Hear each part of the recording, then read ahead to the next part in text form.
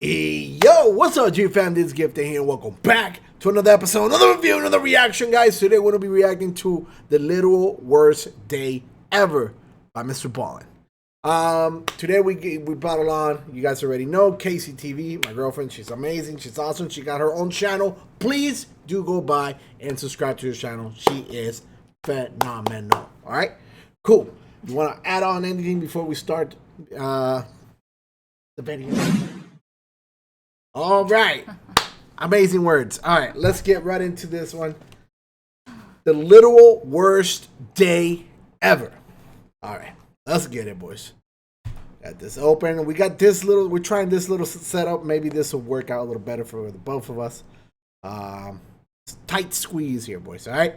So we're going to go ahead and bam, hit it with a thumbs up because it helps with the YouTube algorithm, boys. And let's get it. Today's video is brought to you by SimpliSafe. Today, we're going to look at 3 progressively more disturbing stories, and at the end of each of them, I will share the photo or photos that are famously associated with them. But before we get into today's stories, if you're a fan of the strange, dark, and mysterious delivered in story format, then you come to the right place because that's all we do, and we upload 1 or 2 times every week. So if that's of interest to you, please offer to give the like button a massage, but apply too little pressure so the experience is unsatisfactory. Also, please subscribe to our channel and turn on all notifications so you don't miss any of our weekly uploads. All right, let's get into today's stories.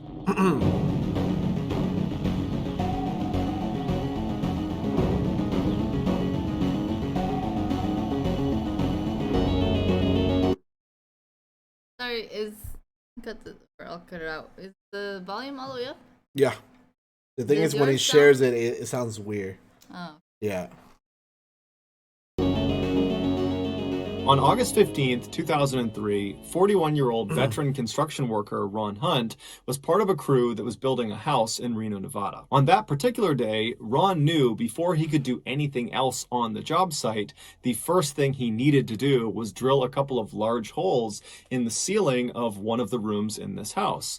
And so as soon as he got to the job site that morning, he went in the back of his truck and pulled out a 6-foot-tall stepladder and a drill, and then walked into that particular room. Once inside, he opened up a step ladder and placed it where he wanted it, and then he tested his drill by squeezing the trigger a couple of times. And so once he knew that worked, he climbed up the ladder a couple of steps, not to the very top, but just a couple of steps, and began punching holes in the ceiling with this drill. Now, at first, these holes were very easy to punch through, but when he got down and moved the ladder to another section of this room where he also needed holes in the ceiling, when he got up there, he could not get the drill to go through the ceiling. And he didn't really get it because he knew there was nothing behind the ceiling that would stop the drill from going through, and it was just wood, so it really should be going through. And so he decided he just needed a little bit of extra leverage. He needed to really press on the back of this drill while he's pulling the trigger. And so instead of standing on the 2nd or 3rd rung of the 6-foot-tall stepladder, he walked to the very top of the ladder, the kind of dangerous section you're not supposed to stand on any ladder.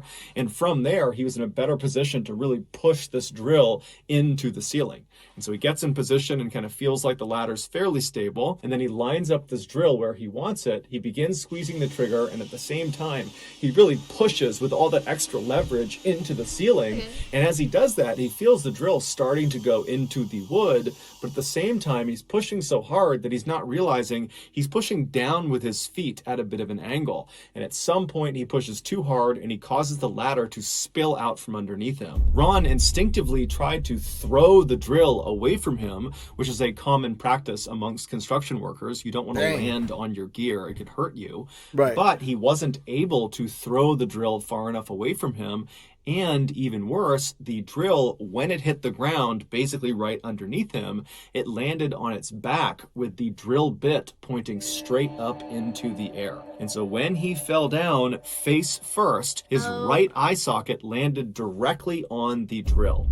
Dude. So this 18-inch long, 1.5-inch in diameter drill bit impales his head, goes right through his eyeball, goes through his skull, and punctures out the back of his head.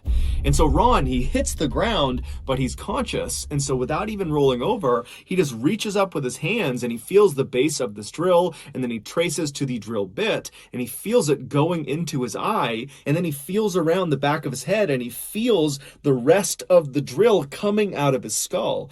And at that point, he just starts screaming. The only other worker on the job site at the time was this man named Forrest, and Forrest, who was in a separate part of the job site, he hears Ron screaming, and so he runs over, he goes in the room, and he sees Ron, who's now standing up, cradling the drill base. The bit, the 18-inch bit, is still poking through his head, and so Ron is looking at Forrest and then turns to the side to show him that he's been fully impaled by this thing, and Forrest is totally horrified at what he's seeing. He can't believe Ron is even alive, but then Forrest jumps into action. He rips his shirt off, runs over to Ron, and kind of wraps it around his head to try to control the bleeding a little bit, and then he tells Ron to stay where he is, and then Forrest ran out of the job site, ran about 1,000 feet away to the nearest house, and he was able to use their phone to call paramedics. The paramedics arrive in an ambulance a few minutes later, and they find Ron sitting next to Forrest, just with this drill still in his face. Ron is very obviously in shock because he's not making any sound. He's totally conscious,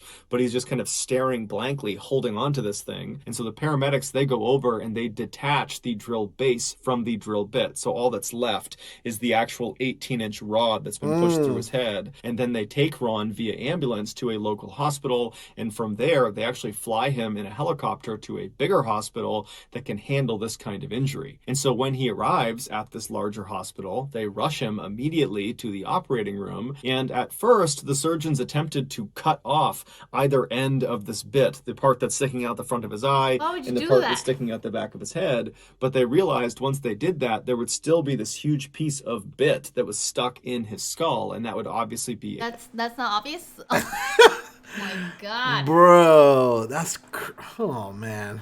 a huge problem.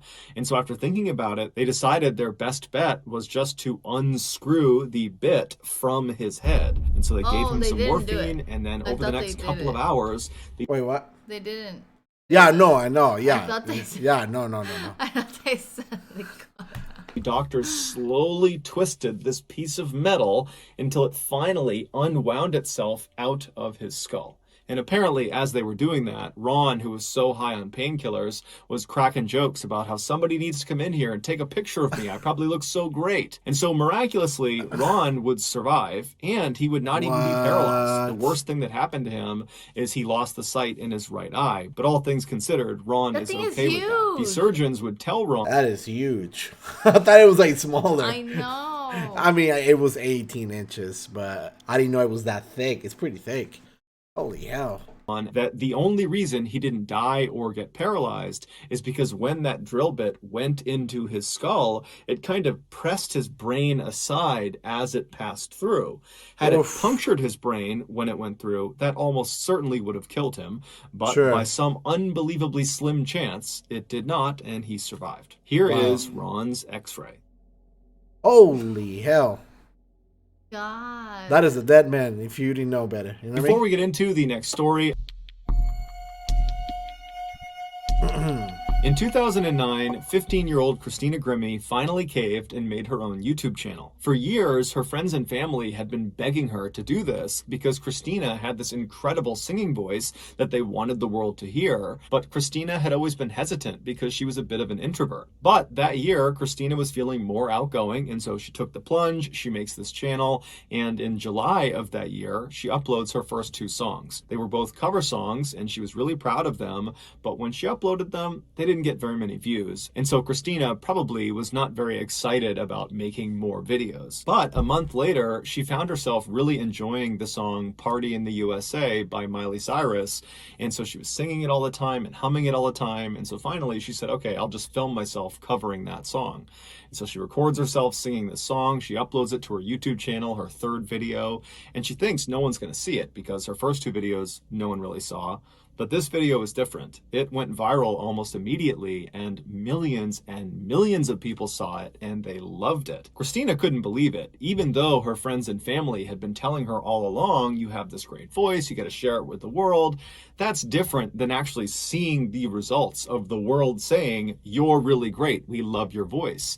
And so she saw this huge opportunity, and she began uploading more and more music to her channel. Oh, man. And more of her videos went viral. Over the next 4 years, she amassed over 2 million subscribers on her YouTube channel. She put out her own album, and she even went on tour with the mega celebrity pop star Selena Gomez. In 2014, Christina auditioned for the TV singing competition called The Voice. This show only allows a very small number of contestants who are all incredibly talented musicians. They get screened really aggressively before the competition even starts. But despite the very intense competition she was up against, Christina still managed to finish 3rd overall in this competition. Now, she might have been a little bit let down that she didn't finish 1st, but that show did wonders for her career because the judges of this competition were mega celebrity musicians, and every time Christina was on TV doing her performance for the competition, the judges would be raving about how talented she was, and that even if she doesn't win this competition, someone's going to sign her. She's so incredible. And then sure enough, shortly after that competition ended, Christina was signed to a major record label. But despite being considered a star by the masses, Christina still very much viewed herself as being a YouTuber first, which meant despite her mainstream popularity and fame, she continued to upload songs and vlogs to her YouTube channel because she wanted to stay connected to her fans. YouTubers often upload videos that appear very amateur, like not professionally produced. It almost looks like anybody could have picked up their phone and filmed that video. And YouTubers tend to be very candid and show their personality in their videos. And so it makes YouTubers, especially these really popular ones, seem very real and raw and relatable. Unlike traditional celebrities that are kind of outside of society, living in their mansions, living a totally elite and different lifestyle.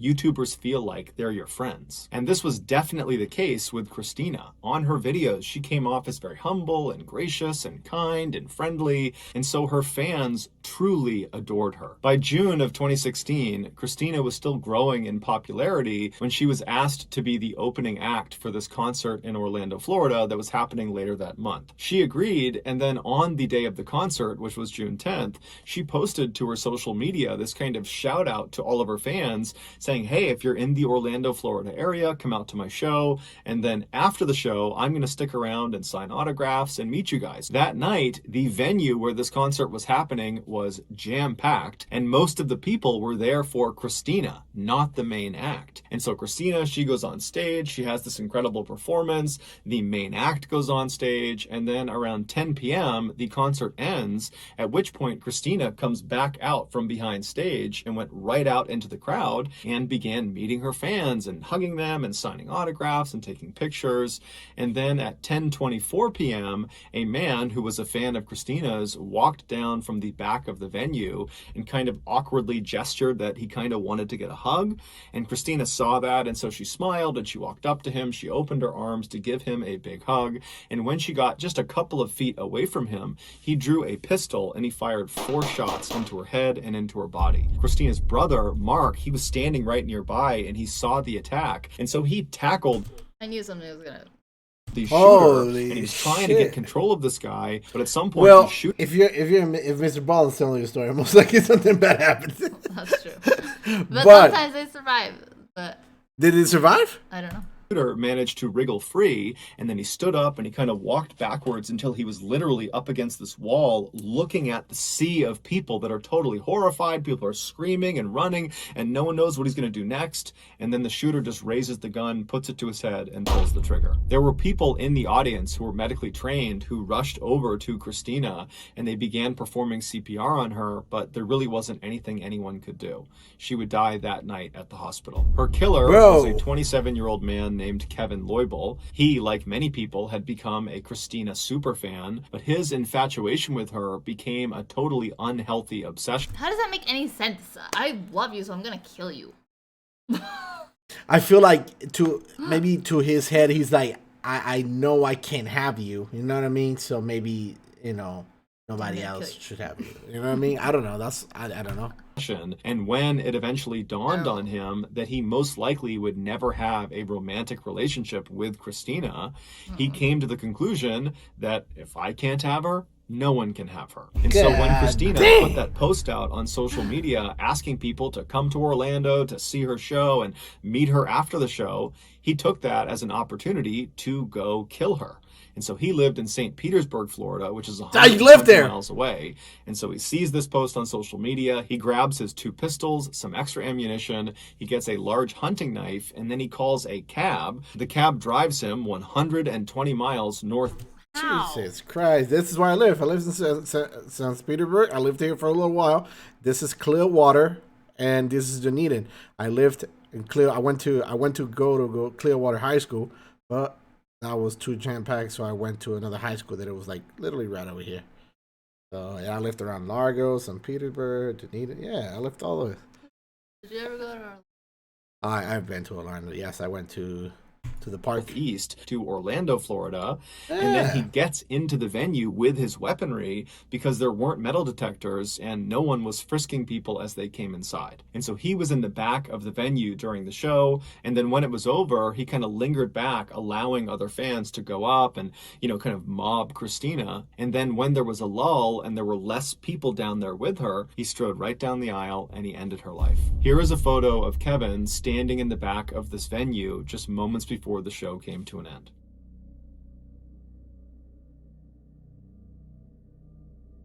What a weirdo. Bunch of weirdos, man.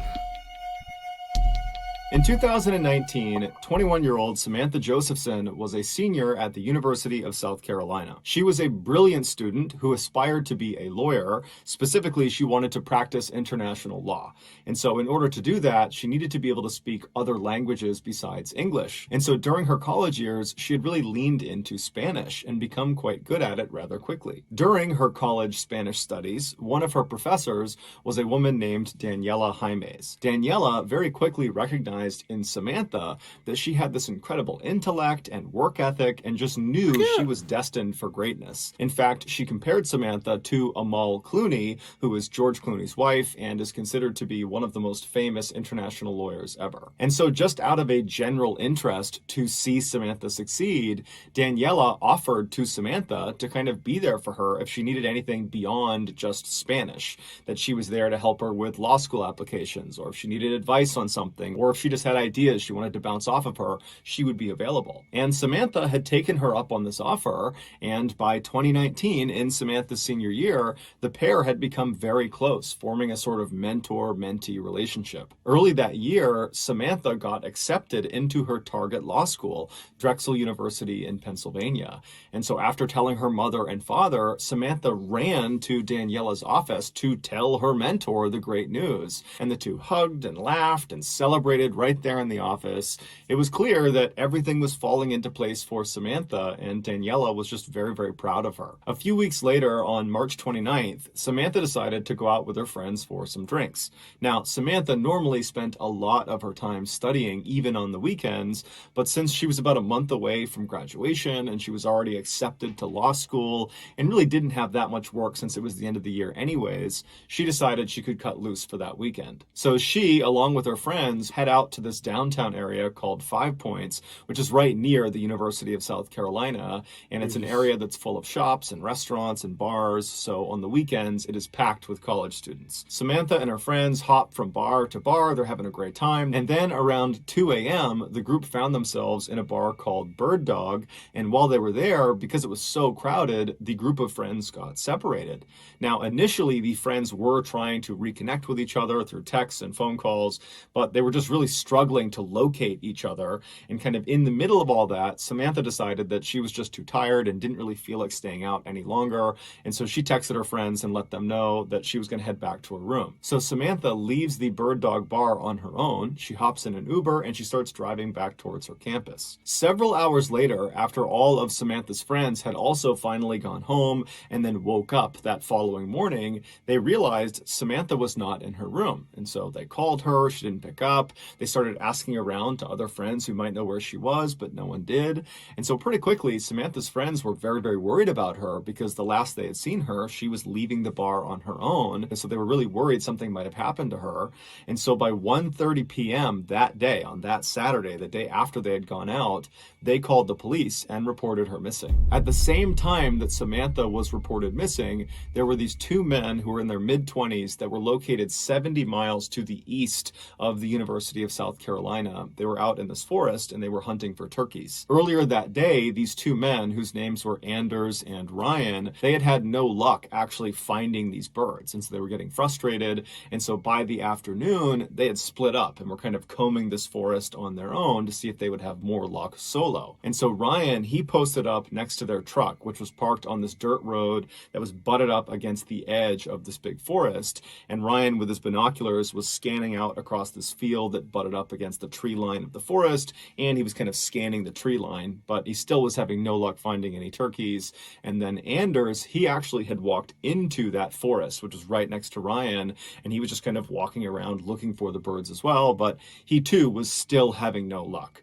And so around 4:30 p.m., Anders, who's the one in the forest, he finally is just ready to admit defeat and leave empty-handed. And so he turns around and begins walking out of the forest in the direction of Ryan.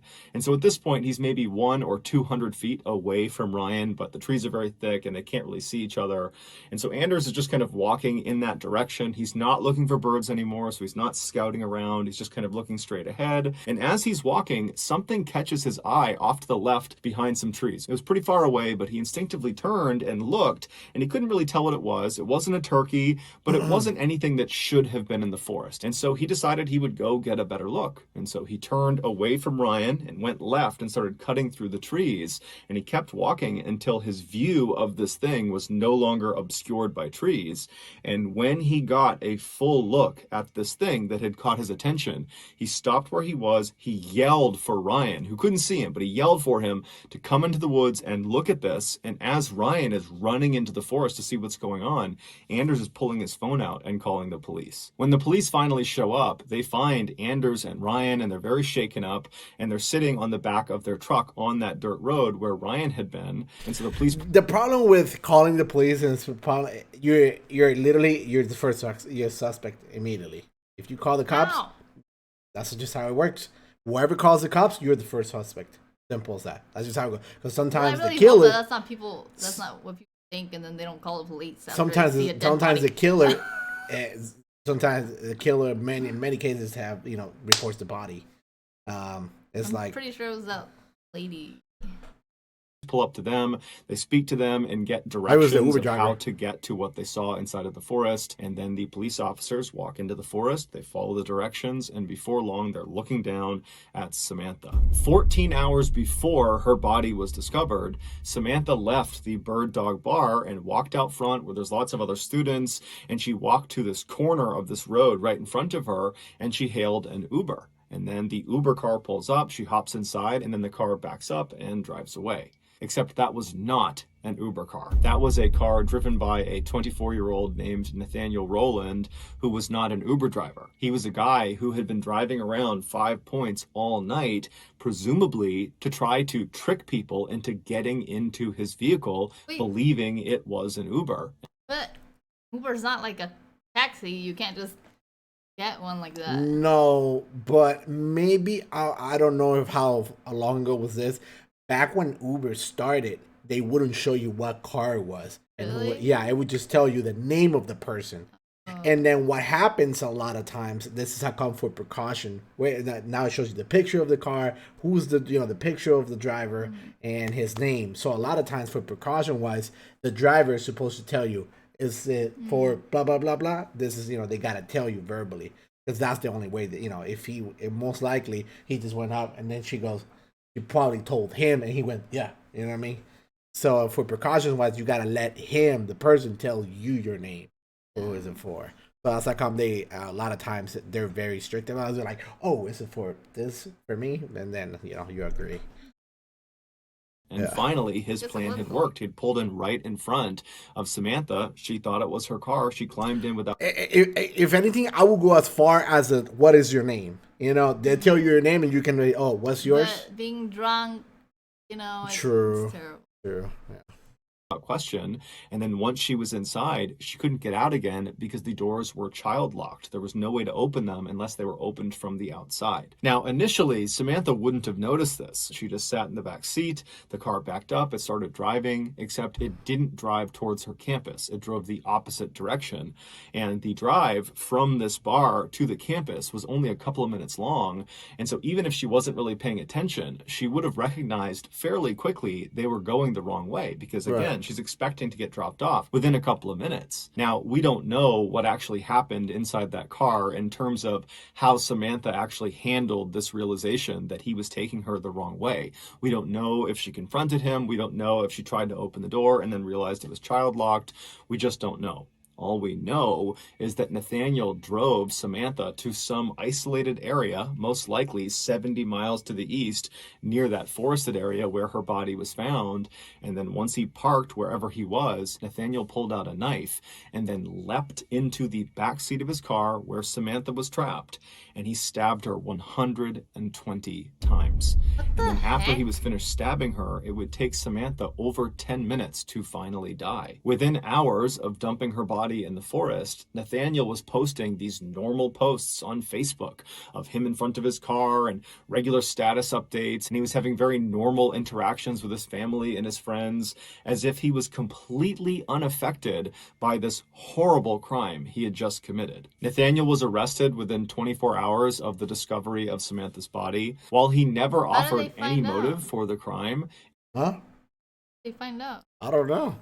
Maybe maybe DNA, maybe she scratched them or something like it's believed he simply decided that night he was going to go kill someone.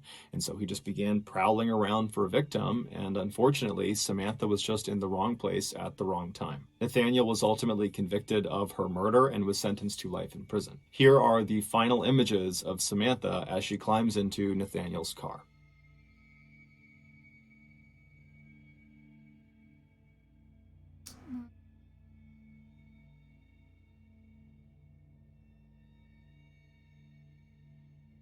So that's going to do it, guys. If you found the secret in today's episode, so unfortunate, you know what I mean? So unfortunate.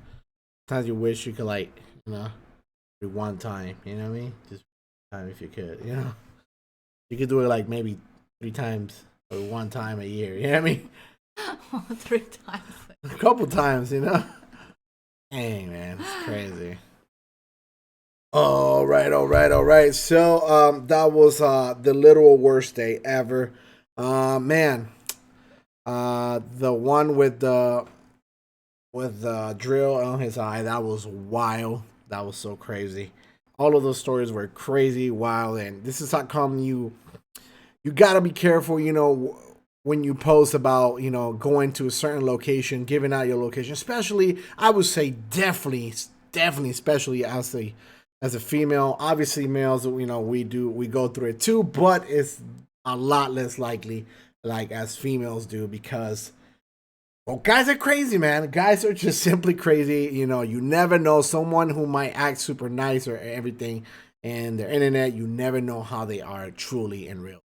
So you got to be careful when you post your location and stuff like that, and meeting people. It's just, it's a bit of a risk. It always is. And if you are going to do so, make sure you are with someone who you trust. And yeah, that's all I'm saying, But yeah, anything else you want to add to this? It sucks that, that happened to the second girl. Like, she's third one. I think the moral of the story with Mr. Ballen is do not leave by yourself. Don't, especially if you're a girl, like you said, for both scenarios. Mm-hmm. Or even if you're a guy, how many times have people left bars and never came back? Mm-hmm. Like, don't ever leave by yourself. Yeah, definitely don't leave by yourself. Always leave with someone, you know what I mean? Regardless, whether you're tired or what, at least tell someone to escort you to, where you're trying to get, if you or something. But don't ever leave by yourself. Don't leave by yourself. And even though the second one was actually in public, you know, he did it on public, but that's a lot less likely to happen unless, you know, the guy is just completely crazy like that. You know, he obviously had insane issues, you know, to the point where he killed himself right after. And so, yeah, but, you know, definitely leaving by yourself, definitely not a good choice. Don't do it. Don't do it. Just don't do it. All right? Don't do it. I wonder if people like that, they're like, people, they know that they're like, A lot of times they do know. They they recognize. have a problem. A lot of times they do recognize the problem, but they're not doing anything to fix it. You know what I They, mean? like, go get.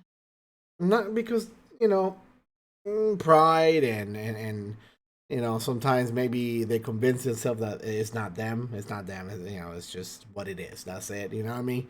Yeah, it's just many different things. You know, I would say. But yeah, guys, what were your thoughts on this episode? Let me know down below in the comment section. Other than that, guys, I do want to remind you, please do subscribe to her channel. She is close to 16,000 subs. That would be amazing if we get her there. And Subscribe to get. you know, it'll be cool if you could. Other than that, guys, again, you know, if you haven't, go to Mr. Ballen's channel, you know, go to this video, like it if you could, and leave it a little comment. It really goes a long way, and it only takes a few seconds. But yeah, other than that, guys, thank you so much. I truly appreciate you. And as always, stay gifted, stay true. Peace. Perfect. Perfect. Perfect. Perfect.